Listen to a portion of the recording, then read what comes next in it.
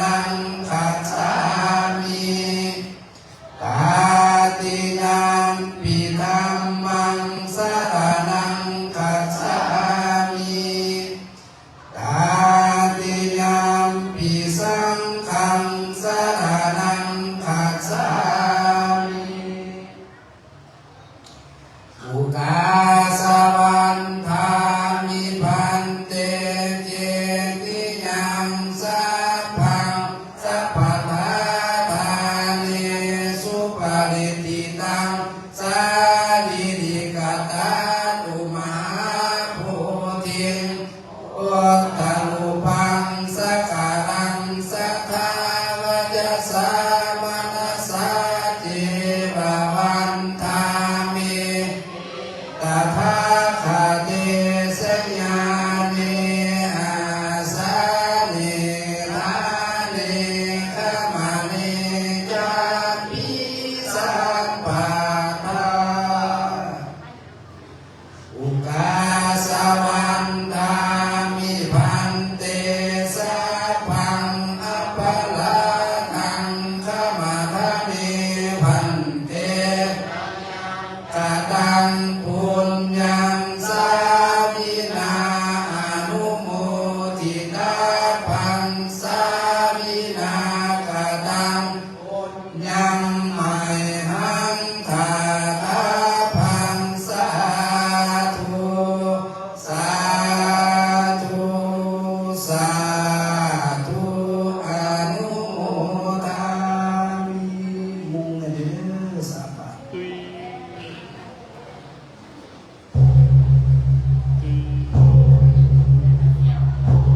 สา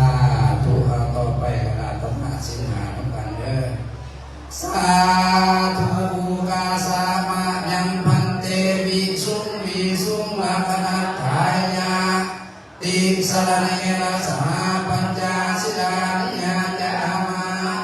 ทุติยัมปิมายังพันเตวิสุงลักขณัฏฐายะติสรณเนนะสหปัญจสิลานิยจามะตาติยัมปิมายังพันเตวิสุงลักขณัฏฐายะติสรณเนนะสหปัญจสิลานิยจามะสาธุนะโมตัสสะภะคะวะโตอะระหะโตสัมมาสัมพุทธัสสะนะโมตัสสะภะคะวะโต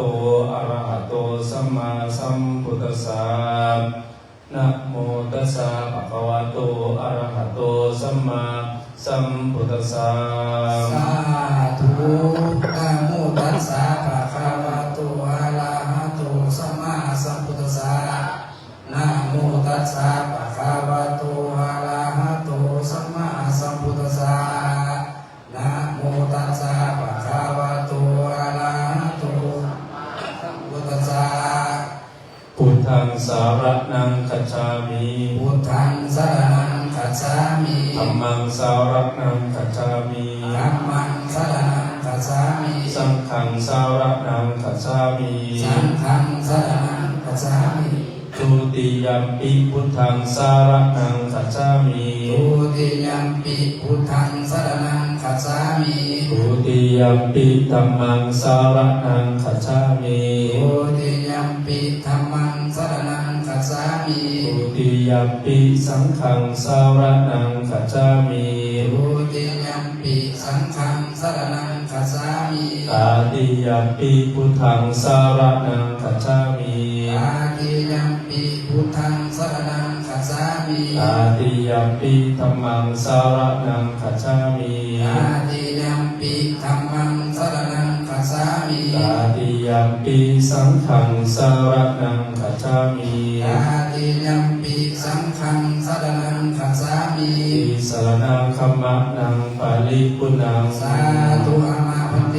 ปานาติปาตาเวรมณีสิกขาปะทังสัมมาทิยามิปานาติปาตาเวรมณีสิกขาปะทังสัมมาทิยามิอทินนาทนาเวรมณีสิกขาปะทังสัมมาทิยามิอทินนาทนาเวรมณีสิกขาปะทังสัมมา ธิยามิกามเมสุมิชฌาจาระเวรมณีสิกขาปะทังสัมมาทิยามิกาเมสุมิสาจาราเวรมณีสิกขาปะทังสมาธิยามิมุสาวาทาเว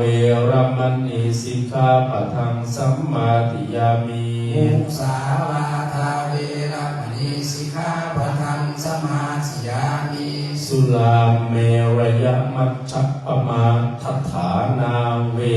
รมณีสิกขาปะทังสัมมาทิยามิสุลาเมรยมัสสะปมาทัฏฐานาเวรมณีสิกขาปะทังสมาธิยามิอุปโนอิมานิปัญจสิกขาปทานิสีเลนะสุขติยันติสีเลนะโภคสัมปัฏฐาสีเลนะนิพุติยันติตัสสมาสิลังเวโสทักเยสาธุปันเตอิมานิปัญจสิกขาปทานิสัมมาสิยามิ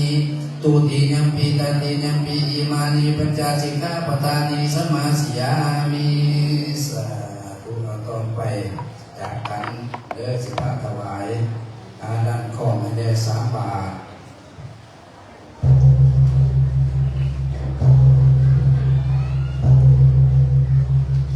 สาธุต่อไปถวายน้ำกันเด้อนะโมตัสสะภะคะวะโตอะระหะโตสัมมาสัมพุทธัสสะนะโมตัสสะภะคะวะโตอะระหะโตสัมมาสัมพุทธัสสะนะโมตัสสะภะคะวะโตอะระหะโตสัมมาสัมพุทธัสสะสุตินังวัตเมทานังทานังเมปริสุทธังอาสาวะขญวหังนิพพานะสังคตังโหตุทุติยัมปีตาติยัมปีสุตินังวัตเมทานังทานังเมปริสุทธังอาสาวะขญวหังนิพพานะสังคตังโหตุอานาคาเตกาเลวัตถุทานที่พวกขน้อยได้ให้ดีแล้วขอจงเป็นวัตถุทานอันบริสุทธิ์ถึงความสิ้นไปแห่งอาสวะกิเลสเครื่องดองสันดานขอจงให้ถึงพระนิพพานในอนาคตการเบื้องหน้านั้นเถิดอิมานิมายังพันเตวินดาปตานิพัตตานิทิปปโภสนานิธนาบัตปัตตานิสัพพะริวาลานิภิกขุสังคัสสะโอโนสยามาสาธุโนพันเตภิกขุสังโฆอิมานิปิลลาปตานิพัตตานิทิปปโภสนานิธนาบัตปัตตานิสัพพะริวาลานิปฏิคันหาตุอัมหากังเจวะมาตาปิตุอาทินันจาญาตกานังทิคารตัง หิตายะสุขายะข้าได้ทานประสงค์ผู้เจริญพวกข้าน้อยทั้งหลายขอน้อมถวายซึ่งข้าวบิณฑบาตภัตตาหารพระข้าวทิพย์ปัจจัยสัญญาทานพร้อมทั้งเครื่องบริวาร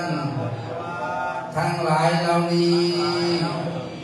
ของพวกข้าน้อยถวายแด่พระภิกขุสงฆ์สามเณรขอพระภิกขุสงฆ์สามเณรจงหาเพื่อประโยชน์แด่ความสุขความเจริญแก่พวกข้าน้อยทั้งหลายสิ้นกาลนานเถิดขออุทิศส่วนบุญกุศลผลบุญส่วนนี้จงไปฮอดไปถึงเจ้ากรรมนายเวรเจ้าที่เจ้าทางเจ้าเมตตานีแด่ดวงวิญญาณของปีญาสนคนผู้มีพระคุณเทวบุตรเทวดาปัญญาอินทร์ปัญญาพรหมปัญญายมมาลาแด่ท้าวจาตุโลกาบาลทั้งสี่สรรพสัตว์ทั้งหลายที่เวียนว่ายตายเกิดในชาติภพใดก็ดีเบื้องบนแต่พรหมโลกลงมาเบื้องต่ำแต่อาวิจีขึ้นมาเบื้องขวางตลอดอนันตาจักรวาลเป็นขอบอันมีบิดามารดาสามีภรรยาบุตรีบุตรา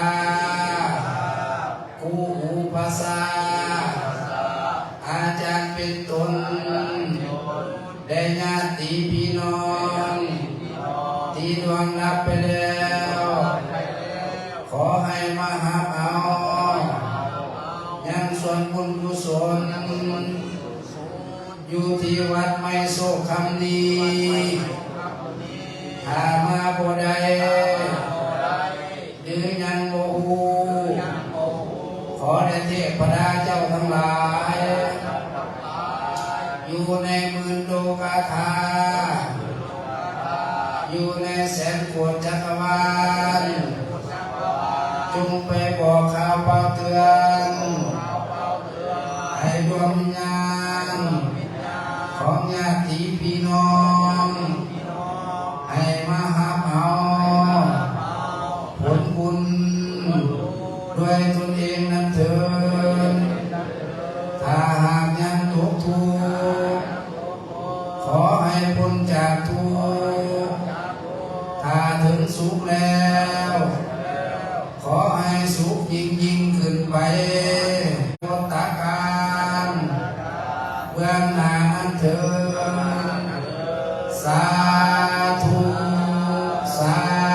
ธุสาธุอนุโมทามิสา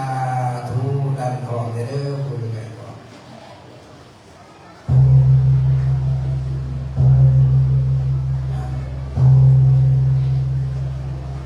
สาธุต่อไปเทศกันหนึ่งสา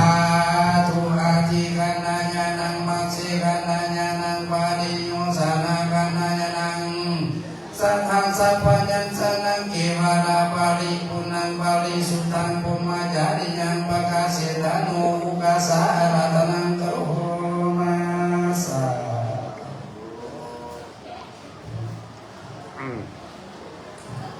นะโมตัสสะภะคะวะโตอะระหะโตสัมมาสัมพุทธัสสะ นะโมตัสสะภะคะวะโตอะระหะโตสัมมาสัมพุทธัสสะนะโมตัสสะภะคะวะโตอะระหะโตสัมมาสัมพุทธัสสะนิมิตังสาธรุปนังกตัญญูกตเวทิตาอิโตปรังสักจังธัมโมโสตโพติณวาระโอกาสต่อไปนี้อาตมาภาพ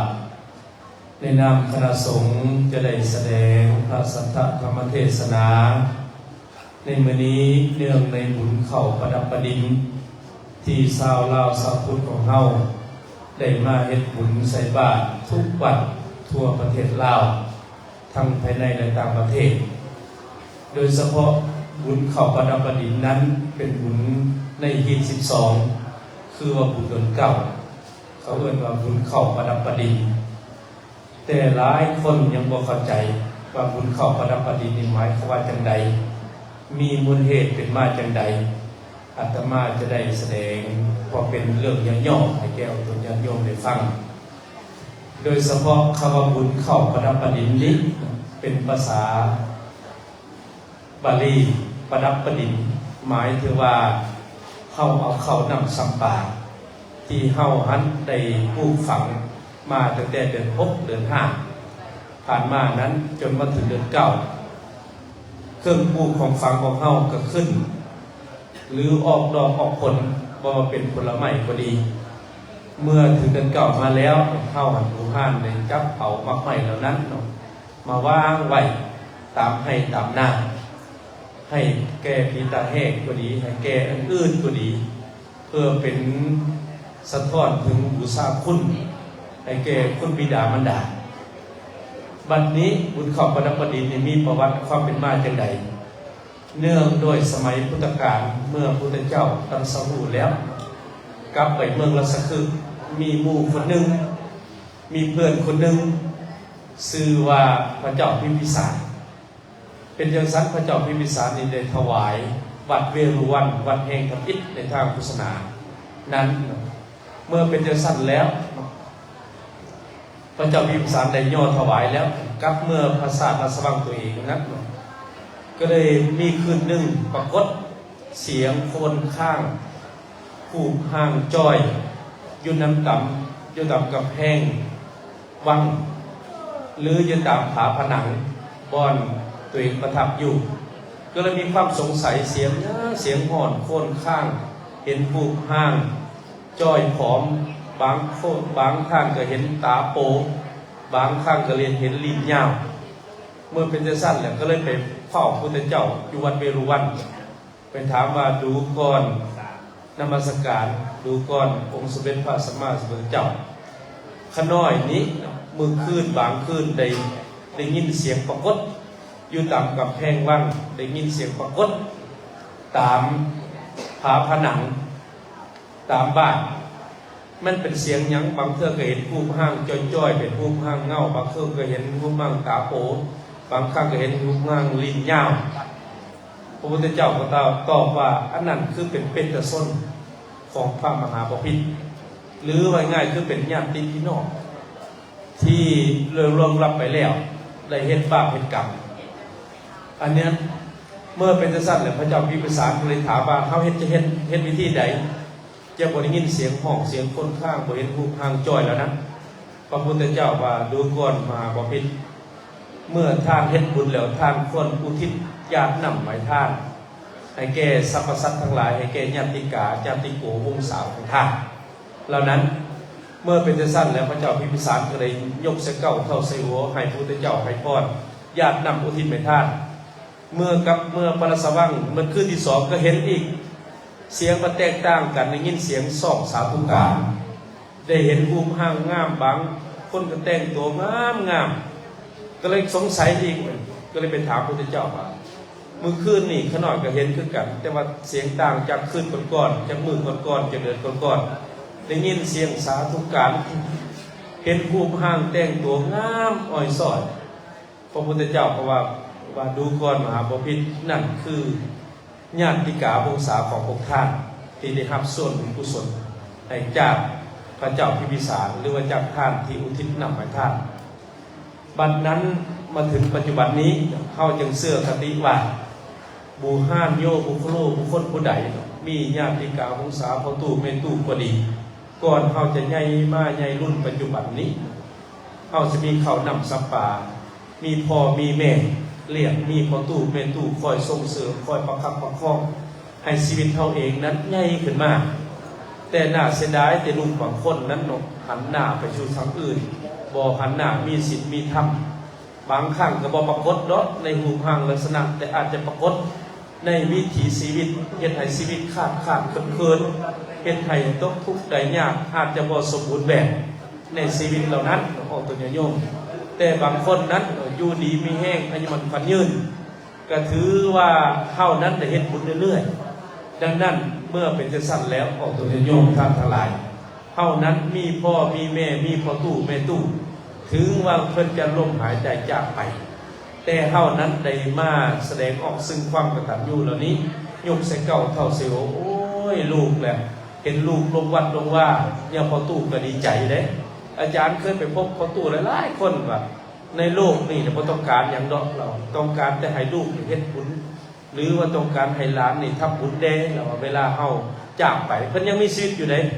ได้ยินพ่อตู่เพิ่นจมได้ยินพ่อตู่เพิ่นจมแม่ตู่เพิ่นจมเฮานี่บ่ต้องการหยังจากลูกจากหลานขอให้ลูกนะหรือว่าวันศีลวันพระก็ลงญาติใส่บาตรญาตินำให้แดหรือว่าลงตักบาตรญาตินำให้พ่อตู่แม่ตู่แดพ่อตู่ก็ดีอกดีใจนี่คือความปรารถนาของผู้ห้านเฮาเองดังนั้นออกตัวโยมท่านทั้งหลายมาในมื้อนี้เฮาเฮ็ดบุญเข้าประดับประดิษฐ์นั้นเฮาจงได้ย้อนระลึกถึงคุณงามความดีของย่าพ่อตู่แม่ตู่พ่อเฒ่าแม่เฒ่าพ่ออุยแม่อุยของเฮาที่เคยเฮ็ดมาแล้วนั้นซึ่งเฮาแสดงออกซึ่งความกตัญญูกตเวทีถ้าบ่มีเพิ่นในมื้อนั้นจะบ่มีเฮาในมื้อนี้หรือว่าถ้าบ่มีเพิ่นในมื้อนั้นเฮาก็จะบ่ได้ในมื้อนี้ทรัพย์สมบัติทั้งหลายทั้งปวงเงินคำกับแก้วไผ่หน้าตาก้าวพวกสวนก็ดีหรือว่าดินดอนตอนหญ้าก็ดีพ่อแม่ของเฮานั้นก็ย่อมเฮ็ดให้เฮาดีอกดีใจหรือเฮ็ดเฮาได้ใส่ซอยแต่อนิจจาแต่ลูกบางคนเมื่อพ่อตู่แม่ตู่จากไปแล้วอาหารคำหนึ่งก็บ่ได้กินข้าวก็บ่ได้ยืนคืนก็บ่ได้อยู่ลังเทื่อคือคำสู้สารพัดนั่นแหละโอ้ลูกแม่เอ๋ยนั่นแหละลูกแม่อยู่ไสน้อลูกบางคนมาเข้านำสัปปาเต็มวัดมาเอาแต่พ่อแม่บ่ได้อุทิศให้ฮอดคิดถึงโอ้ลูกหลานบางเทื่อก็ถือได้เอาตัวโยมถือกระตาเป้าเมื่อได้เพราะว่าของท่านนี่ถ้าบ่เฮาบ่ได้เพาะเจาะจงให้คนอื่นก็รับบ่ได้จับเอาก็หายไปเด้บ่แม่นบุญของเฮาคล้ายๆกับบุญของเฮาก็เช่นเดียวกันได้เอาตัวโยมคล้ายๆกับผู้ที่เป็นเจ้าเป็นนายนี่แหละเพิ่นก็มีเสื้อสายลายรองของเพิ่นหรือเพิ่นมีตระกูลของเพิ่นถ้าว่าเฮ็ดจังได๋ก็ได้ถ้าว่าเฮาบ่ศึกษาเฮ็ดรู้หรือว่าเฮาบ่ได้พัฒนาตัวเองเฮาก็ยากจะเป็นได้เป็นเจ้าเป็นนายหรือได้เป็นเจ้าคนในคนหรือเป็นเศรษฐีเฮาก็เช่นเดียวกันเมื่อเฮาเฮ็ดบุญก็เช่นเดียวกันเฮาก็อุทิศส่วนกุศลให้พ่อแม่เด้และให้แก่สรรพสัตว์ทั้งหลายสรรพสัตว์ทั้งหลายหมายถึงว่าบ่แม่นญาติพี่น้องเพิ่นก็จับเอาได้จับบ่ได้เต็มที่เลยเอาตัวโยมจับแต่กันน้อยนึงพอได้ยุบพอได้ยอมคล้ายๆกับเฮาอันดำเนินชีวิตนี่แหละเฮาก็พอได้ยับได้ยอมไม่เทื่อไปเอาคนอื่นของคนอื่นนะเฮาก็จะบ่ได้หลายดังนั้นเวลาออกของตัวโยมทั้งหลายอุทิศก็เอิ้นหาพ่อหาแม่ให้เต็มที่พ่อแม่เอ้ยเจ้าเด้อมารับเอาเด้อเรานี่เฮาจะได้เต็มที่โดยเฉพาะบุญเข้าประดับประดิษฐ์นี้คือบุญทรงคืนธรรมชาติทรงคืนธรรมชาติจะได้เฮามีข้าวนำสัปปะอะใดวางตามหัวตามสวนก็ดีให้นกหนูปูปีกได้กินเฮาก็ถือว่าเลี้ยงสรรพสัตว์ทั้งหลาย2คืนสู่ธรรมชาติจะได้เป็นเครื่องปลูกของฝังก็ดีที่เฮามาย้ายแล้วนั่นบางเทื่อมันจะออกดอกออกแนวให้เกิดผลในแก่ธรรมชาตินั่นไปหมายถึงว่าคืนสู่ธรรมชาติและปัจจุบันนี้องค์ตัวโยมท่านทั้งหลายให้จำไว้ว่าบุญเข้าสลากสิมาถึงนี้ให้แต่งกวยกันผ้าลูกผ้าหลานแต่งเด้บางคนแต่งบ่เป็นสำเร็จกวยคัสลากจะได้เฮ็ดห่อข้าวจะได้บ่เป็นสำเร็จบางคนน่ะไปซื้อเอาแต่ในตลาดมาแล้วจักเป็นหยังบางเทื่อก็เห็นกล้วยหน่วยเดียวเห็นปลาแดก2ห่อมาทานในผ้าจักสิสันจะได้ปลาแดกได้2ต้นจังซี่น่ะปลา2ตัวยังทันได้เปลี่ยนสับเขาจะขายน่ะอันนี้คือการได้โกยกับโกยปักใหญ่ๆนี่ดึงออกไปจะได้ขึ้นมาโจน้อยสิดีใจ ดึงออกไปจะได้จกออกมาไม่หนังสือพิมพ์ป้าแต่หนังสือพิมพ์หลายๆหนึ่งแล้วเห็นจะได้เห็นมาเกี่ยง2 หน่วยน้อยๆหนึ่งอะนะถามมันไม่ออกซื้อเท่าไหร่โอ้ขน่อยซื้อ500,000โอ้ยคือแต่ใจเสียดายเด้500,000นี่ซื้อกาแฟกินใน3 มื้อแล้วนะ4 มื้อแล้วนะอันนี้ได้โอนโยมเด้อเพราะฉะนั้นเดี๋ยวบุญข้าวสลากแต่งงามๆมีหมักไหมมีหั่นกับแบบกินได้สาจะมาทานเนาะอันนี้นะและสำคัญที่สุดก็ให้เป็นสิ่งแวดล้อมสาบ่ใส่พลาสติกนี่โดยเฉพาะนี่พระอาจารย์นี่พระอาจารย์บุญพงศ์พระอาจารย์นี่มาอยู่วัดเฮานี่มันโอ้ยเพิ่นอนามัยทุกมื้อทุกยามเด้เพิ่นเอาไปอ้อนี่สิได้บุญอยู่บ่เพิ่นว่าติดเข้าใส่ตกไม้ใบหญ้าเพิ่นก็อนามัยเก็บได้นี่มอมนี่ย่างเลาะกับจัวนี่แต่ละมื้อตั้งแต่12 โมงก็คืนเพิ่นน่ะเอามอมยังโอ้ยยังบ่สะอาดอยู่เด้เพิ่นมาจากออสเตรเลียเด้เนาะวัดเพิ่นอยู่วัดเวรุวันวัดเวรุวันอยู่ออสเตรเลียเพิ่นมานี่เพิ่นอนามัยเด้เห็นบ่ออกตัวโยมเพราะฉะนั้นจะว่าเข้าน้ำสัมปากก็ดีถ้าเฮาทานก็ให้มันละลายง่ายเป็นพลาสติกเนี่ยมันบ่เป็นมิตรกับสิ่งแวดล้อมบางเทื่อก็เป็นมีปัญหาปัจจุบันนี้อาจารย์ก็จมเลยอาจารย์ก็จมลง Facebook ก็มีคนมาเอาเลยได้ขี้เหงื่อน่ะจมมือนี่มืออื่นมาเอาเป็นแต่จมอยู่นี่ก็ ขี้เหงื่อก็มีปัญหาเด้อโยมพ่อโยมแม่แต่หลายเพราะฉะนั้นเดี๋ยวบุญเข้าประดับประดิษฐ์นี้อาตมาในนำคณะสงฆ์ก็ขอน้อมเอาสิ่งศักดิ์สิทธิ์ทั้งหลายทั้งปวงที่อยู่ในสถานที่นี้ก็ดีจงไปบอกข่าวเป่าเตือนในเด้อดมจิตวิญญาณพ่อตู่แม่ตู่พ่อเฒ่าแม่เฒ่าพ่อแม่ปู่ย่าตายายในมื้อนี้ผู้เป็นลูกเป็นหลานบ่ได้ละผิดให้หมองบ่ได้ละข้องให้เศร้าผู้ซาทุกคำเศร้ากินฮอดพวกเจ้าอยู่สม่ำเสมอนับแต่4 โมงเช้าลูกหลานได้วางเข้าศาลาเข้าประดับประดิษฐ์ห่อเข้าอยู่ตามกำแพงวัดก็ดีอยู่ตามแจวัดก็ดีอยู่ตามเพื่อนชาติก็ดีหรือว่าอยู่บ่อนอื่นๆก็ดีขอให้ดวงจิตวิญญาณของพ่อตู่แม่ตู่พ่ออุยแม่อุยพ่อเฒ่าแม่เฒ่าปู่ย่าตายายพ่อแม่ญาติกาวงศาทั้งหลายทั้งปวงเด้อขอให้พวกท่านจงมาจับจงเอาอีกอันหนึ่งบุญกุศลเหล่านั้นขอให้พวกท่านอวยพรให้แก่ผู้เป็นลูกเป็นหลานผู้เป็นญาติพี่น้องผู้เป็นเพื่อนมิตรสหายที่เห็นบุญในมื้อนี้ขอให้มีความสุขกายสบายใจอวยพรให้องค์ตนญาติโยมบ่อึดบ่อยากกินบ่บกจกบ่ลงมีแต่โชคแต่ไส้แต่คำแต่คุณหาเงินก็ได้เงินหาคำก็ได้คำความสุขกายสบายใจทุกมื้อทุกมื้อทุกยามจงมาปกป้องคุ้มครองลูกหลานเฮ็ดเวียกงานใดๆก็ดีธุรกิจการงานใดๆก็ดีคอยอยู่ส่งคอยเจริญก้าวหน้าในความมุ่งมั่นปรารถนาเงินกีบเงินดอลลาร์เงินหยวนเงินดงกระจงเต็มถงเต็มไทยอย่าทุกข์ยากลำบากอย่าเข็นใจทุกมื้อทุกยามมีแต่ความสุขกายสบายใจเงินไหลมาเทมาทุกเวลาทุกนาทีนั่นกว่าค่าเถิดทุกมุงเลยนะ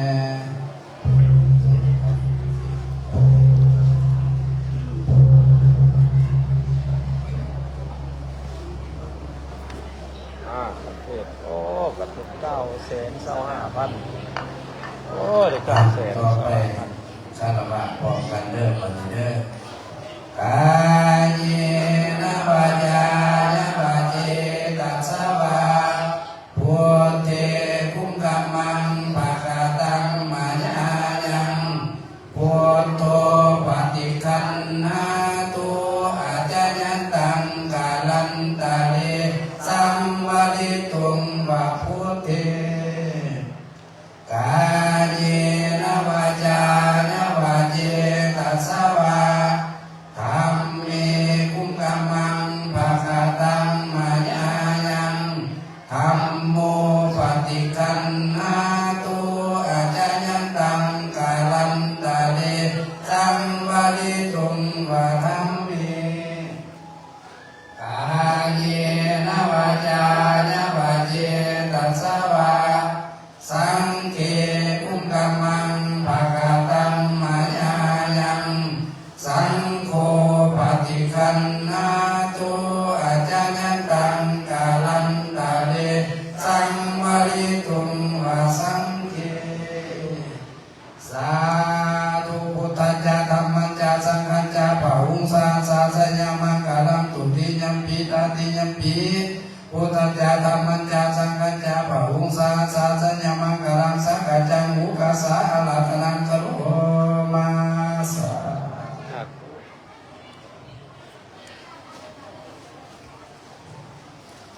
ก็ใจพรขอประสาสัมพันธ์เอาบุญเด้อลดรอวอดึง1 5เด้อ1 3ตัว5ใหญ่ให้แน่เพิ่นใหญ่อบุญอกุศลใหญ่ให้เด้อโยมพ่อโยมแม่ทั้งหลายบ่แม่นบอกเลขเด้อนี่เด้อลดนี่เด้อรอวอนี่ก็ว่ารวยได้นี่1 5ใหญ่เอาบุญเด้อถือว่าเป็นบุญเป็นบารมีเนาะโยมพ่อโยมแม่ได้ยินแล้วก็ใหญ่ให้เด้อเอาต่อไปก็ใจพรมาแผ่เมตตาพร้อมกันก็เด้อโยมพ่อโยมแม่ทั้งหลายพนมมืออธิษฐานจิตนำกันเพื่อเป็นบารมีเด้อให้แก่สรรพสัตว์ทั้งหลายจังหยัดนำเด้อสัพเพสัตตาอันวาสัตว์ทั้งหลายทั้งปวงที่เป็นเพื่อนทุกข์เกิดแก่เจ็บตายด้วยกันทั้งหมดทั้งสิ้นเวลาพ้นทุกข์จงเป็นสุขเถิดอย่าได้เวีนแก่และกันเลยพยาปัสสะพ้นทุกข์จงเป็นสุขเถิดอย่าได้เบียดเบียนซึ่งกันและกันเลยนิพพานตุจงเป็นสุขเถิดอย่าได้มีความทุกข์กายทุกข์ใจเลยสุขีอัตตานังปัฏฐารันตุจงมีความสุขกายสุขใจรักษาตนให้พ้นจากทุกข์ภัยอันตรายทั้งสิ้นเตือนท่านทั้งหลายที่ท่านได้ทุกข์ขอให้ท่านจงมีความสุขท่านทั้งหลายที่ท่านได้สุขขอให้สุขยิ่งขึ้นไปสัพเพสัตตาสัตว์ทั้งหลายที่เกิดเป็นจาลาภูชาที่เกิดเป็นอันทาสา